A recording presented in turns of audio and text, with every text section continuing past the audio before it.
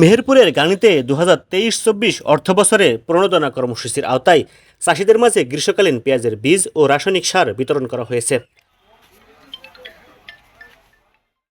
আজ বুধবার 5 জুন সকালে উপজেলা সভাকক্ষে বীজ ও সার বিতরণ অনুষ্ঠিত হয়।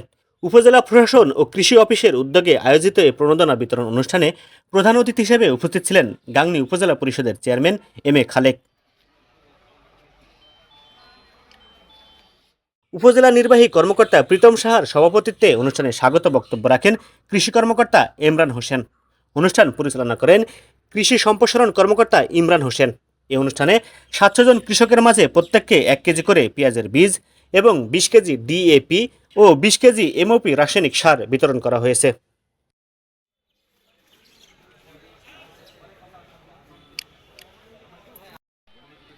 এটা ধরে রাখেন, এটা ধরে রাখেন, এটা ধরে রাখেন।